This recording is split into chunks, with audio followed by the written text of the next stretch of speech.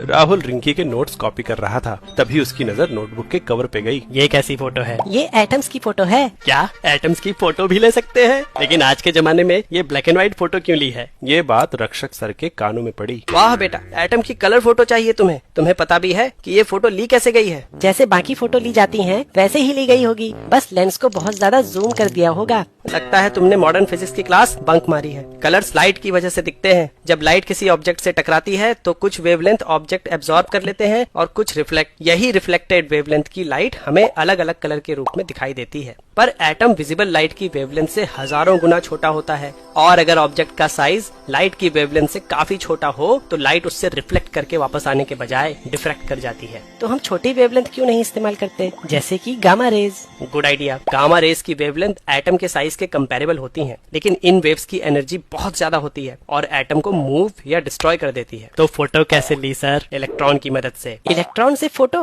पर इलेक्ट्रॉन तो पार्टिकल है। हाँ, लेकिन हाई स्पीड में इलेक्ट्रॉन वेव की तरह बिहेव करने लगता है। जैसे लाइट कभी वेव नेचर शो करती है और कभी पार्टिकल, वैसे ही लगभग सारे सब एटॉमिक पार्टिकल्स जैसे कि इलेक्ट्रॉन्स डुअल नेचर शो करते हैं, और उनकी वेवलेंथ डिपेंड करती है उनके मोमेंटम पे। मोमेंटम बढ़ने के साथ साथ पार्टिकल की एनर्जी बढ़ेगी और वेवलेंथ कम होगी। एक तरीके से देखा जाए तो हम इलेक्ट्रॉन की वेलोसिटी बदल के कोई भी वेवलेंथ अचीव कर सकते हैं, और छोटी वेवलेंथ एटम की फोटो लेने के लिए बिल्कुल परफेक्ट होंगी। इलेक्ट्रॉन माइक्रोस्कोप में इलेक्ट्रॉन्स की यही प्रॉपर्टी इस्तेमाल होती है। फ्री इलेक्ट्रॉन्स को एक स्ट्रॉन्ग इलेक्ट्रिक फील्ड में तब तक एक्सेलरेट करते हैं जब तक कि वो एक हाई वेलोसिटी अटेन न कर ले। अब जब हमें एक हाई वेलोसिटी पे मनचाही वेवलेंथ मिल जाती है, तब हम इसे इलेक्ट्रोमैग्नेटिक लेंस की मदद से बहुत छोटे एरिया पे फोकस कर सकते हैं। ये लेंस ऑप्टिकल लेंस की तरह ही इलेक्ट्रॉन बीम को फोकस करने का काम करते हैं। जब इन रेज को किसी सैंपल से पास करते हैं तो कुछ इलेक्ट्रॉन्स एब्जॉर्ब या स्कैटर हो जाते हैं और कुछ पास, जिससे फ्लोरोसेंट डिटेक्टर पे सैंपल का एक इम्प्रिंट बन जाता है,